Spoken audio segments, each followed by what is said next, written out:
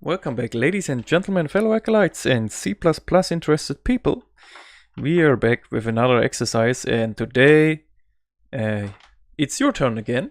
So I'll give you a problem, and you have to write the problem, a program, and then I'll make a 5-second break into the video where you can pause the video, and then I'll show you the solution.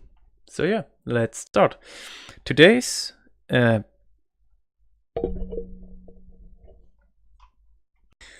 task is to build a fully functional calculator. Don't be scared, I don't mean fully functional scientific calculator. So we want to make a calculator which can add and subtract,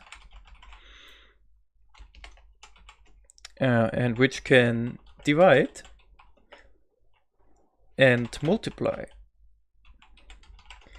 Apply two numbers which will be inputted by the user of the program, so via user input, and yeah, then the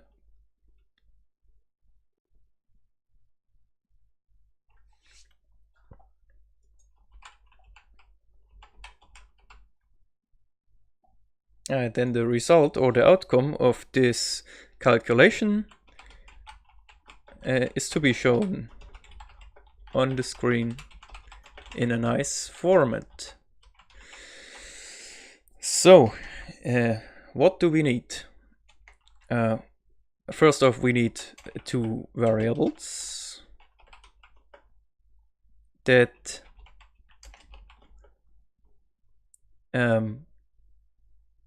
are of the number type. So to make this not too hard for you, remember, if you practiced with variables, numbers are integers and integers are int. Okay. What else do we need? We need to ask the user if he wants to add, to subtract, to divide, or to multiply. So there are 4 cases we are going to handle here. So we need another variable, so +1 variable that can handle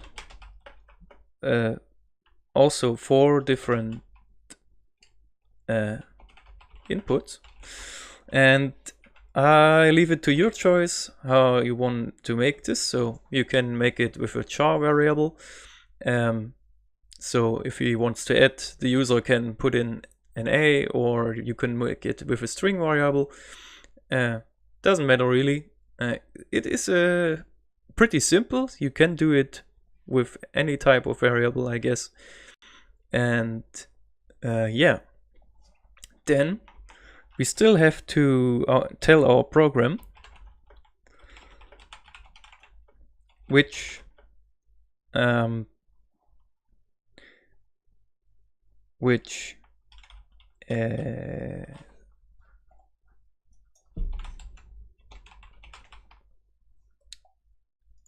type of calculation to do. Okay, so therefore we need a new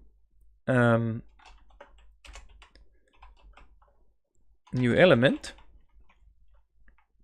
and this is going to be the if. Well, you can't really call it function. You can call it can't call it really a loop. So let's call it if operator. Probably C++ pros will say, oh no, that's wrong as well. So the if operator is built like that.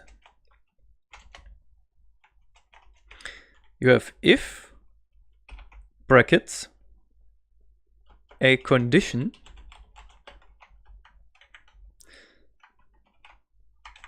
like so, and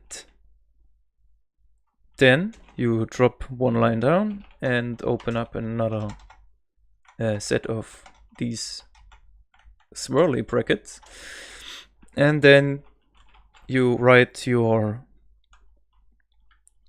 code here. Let's say code. And if you want to have another option, so you can leave it at this. Let's say if, and then you put their variables. If A equals B, then run this code here in this brackets, right? But you can add another one, else, and then drop these brackets again, and then you can say, well, let's make it practical. If A equals B, then let's say just for now A plus B, okay? And else, that means any case. So this code will run if A equals B, and everything else. So if A is greater B, or A is smaller B, or A is not B, then this code will run. So we can say A minus B just for now. You can write any code you wish in there. And for mindfuck purposes, you can also write something like if A equals B,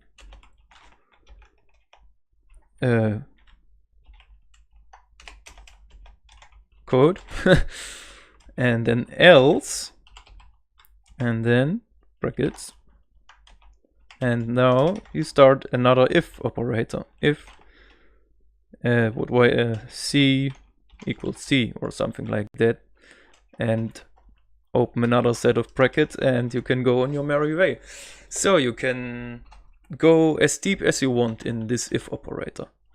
Also, bonus points for anyone who can make another condition, so we are protected by the dumbness of users if they put a 0 and want to divide. Alright, so bonus, prevent division by 0. What that means is second number cannot be 0, right? So bonus points for everyone who can make this. Let's talk conditions, alright? If you have conditions where you want to compare something, you have to use different operators. So let me open up Visual Studio here, and let's write that in our program as a side note. Okay, so as always, we create a new project. Use the desktop wizard as always, just so we have a wizard. Okay, and of course we change this to calculator, since this is the name of today's topic, right? And we want the empty project, or no, we want the empty data, so we just tick off the precompiled header. It's been a while, 2 weeks. Bam, boom, there we got it. So first off, we have to write our includes.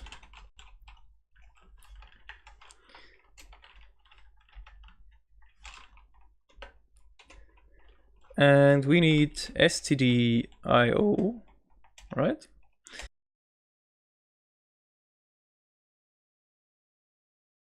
And of course, we are using the namespace std. Okay, so now let's write some comments, shall we? If you want to make a longer comment section, you don't have to make these signs every line. You can also do it like that. Okay, again, the if operator consists of if, brackets, condition, bracket closed, and then brackets for code, and then if you want to, else, and then new line, brackets. All right. Okay, so now if we want to compare some stuff, let's say comparisons, there are some operators you can use here now. So keep in mind we use equal equal, so A equals B means A equals B. Okay, but keep in mind, don't make this mistake. A equals B because this will tell our program to assign the value of B to A. All right. So don't do that. If you do it, I can show you. Let's say int A and B equals 0. I think we can do it like that. And now we just write if A equals B. This our program won't say, well, that's wrong, because if you write such a thing in here, this will become a Boolean statement. So Boolean can be true or false, and if you ask the program, well, is this true? Then it will always come to a yes, because it's always true. You can always assign a value to another value. And if you write it like that, then he really compares if A equals B number-wise. So the condition in here always will come to an output which is either true or not true. And that's why you can use the else. The else is in the case it is not true, and you want to specify code in the case it's not true. Right, so we can also A is smaller or equals B. We can also say A smaller B, and also vice versa. We can also say A greater B and A greater B. So what this will do, it will compare if A is smaller or equal to B, and this will compare if A is only smaller to B. So if A equals B, this won't be true. Okay, and then we can compare more stuff. So if you have A, B, and C, and you want to compare all of these, you can assign something like A equals B, and then end, also 2 times the sign end on your keyboard. A smaller C, right? So this is a condition.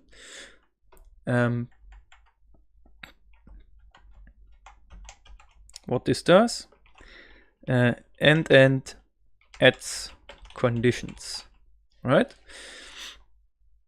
So now if you put this in a if operator, it will test if A is equal B and smaller C. Remember to make 2 of the end signs, right? And then there is we call it pipe. Is it hyphen? Tell me in the comments how this sign is called. But if you do this, A equals B or A equals C, this is an OR operator. So this adds an OR. So the condition becomes true either if A equals B or if A equals C. So to add another element of control, we can say these two pipes or hyphens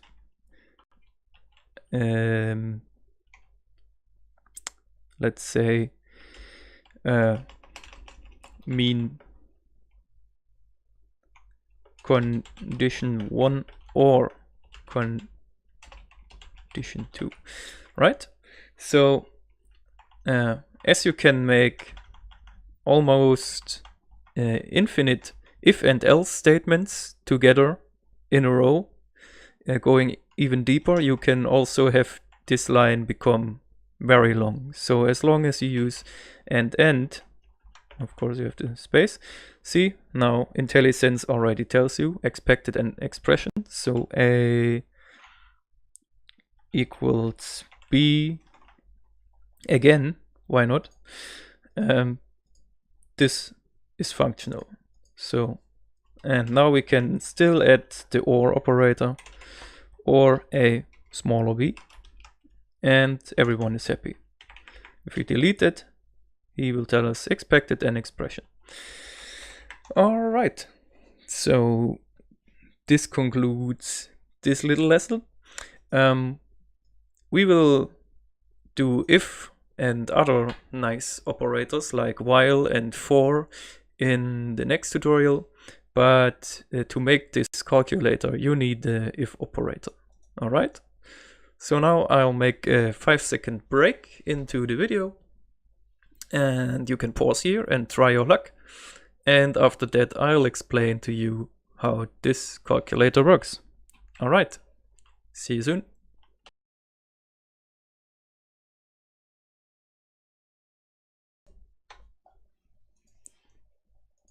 Alright, so here's the solution. So there I've got 4 integer variables, a, b, calculation operation, calop, which is set to 0 together with a and b, and calcres, which is the calculation result, which is also set to 0. This is all our calculator, so let me just start it. And let's make the second number 0 and we want to divide. And it tells the user, please don't divide by 0 or our universe will fall apart. Please choose a different number. Okay, and if he puts in 0 again, you madman, program will exit now.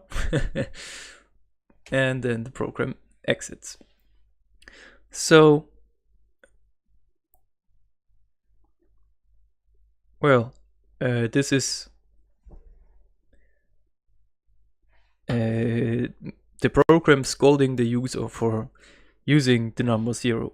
Okay, let's try the other stuff. So let's put 2 and 2, and we want to add these together. Yeah, your calculation result is 4, and my formatting is still not quite right.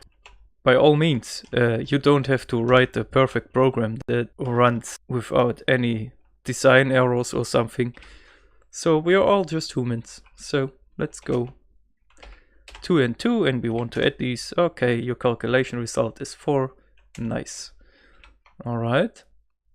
Now let's say 2 and 2, and we want to subtract. So 1. The result is 0. Okay. And 2 and 2, and we want to multiply. The result is 4 again. Okay, but now, what happens if we put 3 and 2 and we divide these? Your calculation result is 1. So what's that supposed to mean? Let's put again.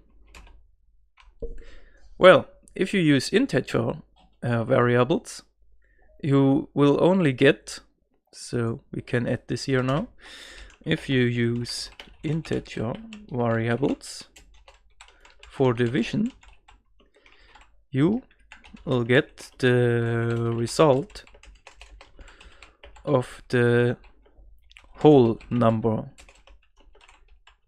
division. So 3 times divided by 2 is 1 with a rest of 1, and the rest gets cut off, right?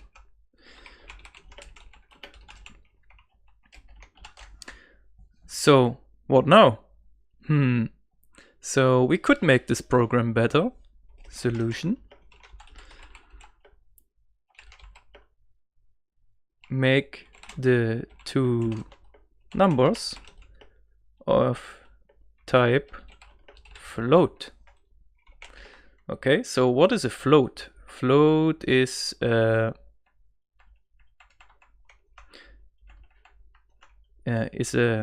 number, a fractional number, so to speak. So we leave calop here and calcres, and now we just open up the new float variables a and b, and these are 0 for now. Okay, and now we start our calculator again. 3 divided by 2 still is 1. What's happening here? Aha, our calculation result still is integer. So I show you what happens if you assign the right type to a variable, but still your result is on the wrong type. So the program doesn't scold you for this, but here it already warns you: conversion float to int, possible loss of data. So the new Visual C++ really gives you enough hints on what to do. So let's say calcres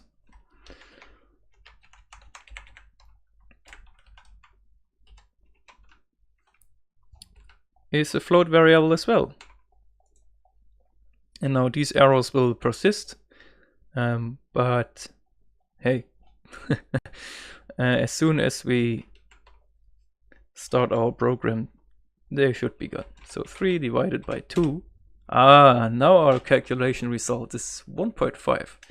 And the nice thing about float is you can also write 1.5 times 2. Let's multiply is 3.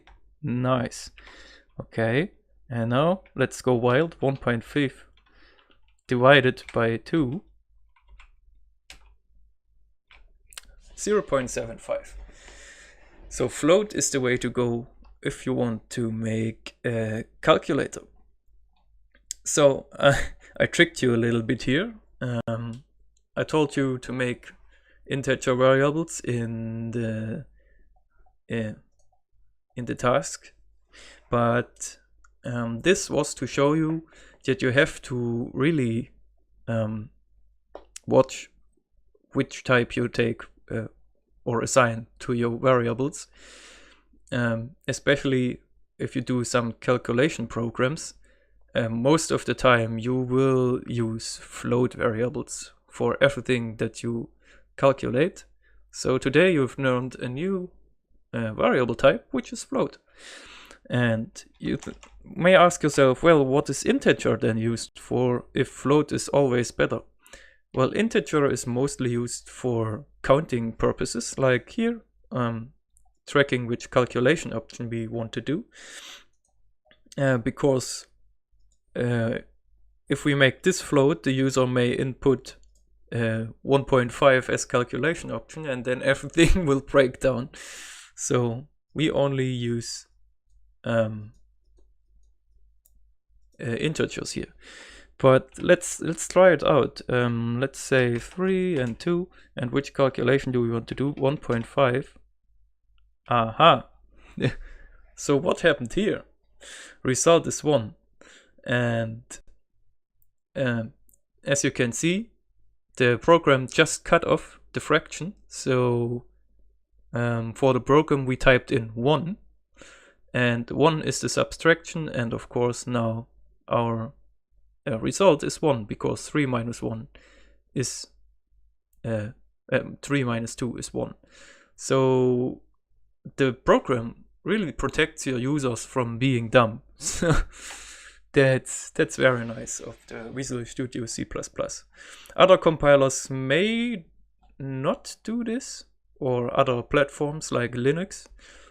So I'm not too sure, don't quote me on that. Yeah. Okay, so let's go further the program. So first we set up a little bit of text where the user can input their numbers, and I decided to track the calculation options with a variable, with integer. And to make sure my user understands, I added a text where I made sure to tell him which number is which. So in a small nice list with a little tab in between. Alright, and now I start. If calop, so the calculation option is 0, which is addition, then calcres, our resolution result, equals a plus b. And then give a little text that the result is a plus b. Or calcres, right?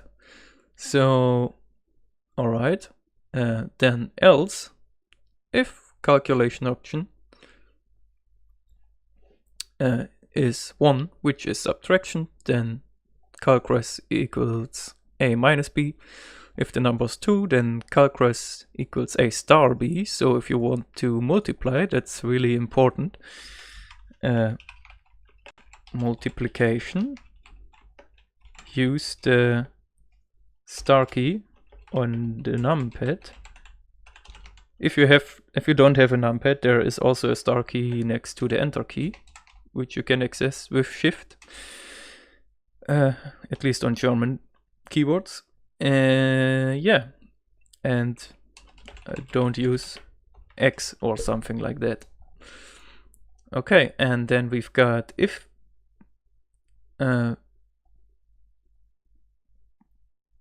we've got else. So there is no more calculation option left than the division, so we can use else. If b equals 0, second number equals 0, we tell the user please don't divide by 0 and give him the chance to correct his mistake.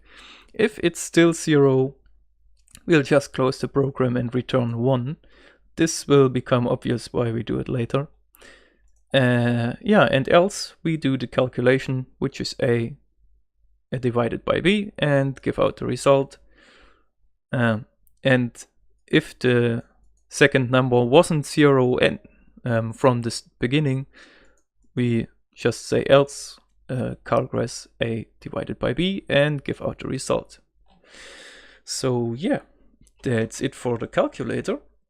It's a really nice, neat program, and I strongly encourage you to still play around a little bit with the variables in here or with the formatting, or perhaps you can even come out with a way where you save some lines of code. For example, you could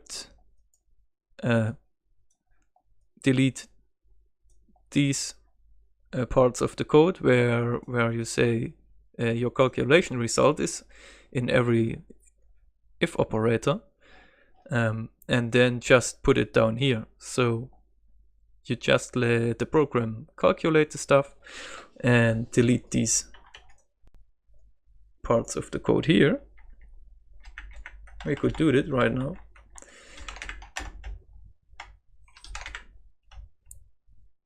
Alright, just delete it. So now the program just calculates stuff, and now we have to look. Here's our first if condition, so we have to look for this bracket. Okay, so we go here and then just make the cout your result is for safety purposes. Let's make new line calcres, right? Now our program still works, but we did save a few lines of code, so that's really neat. Also, isn't it annoying that you have to reopen your calculator every time you want to make a new calculation?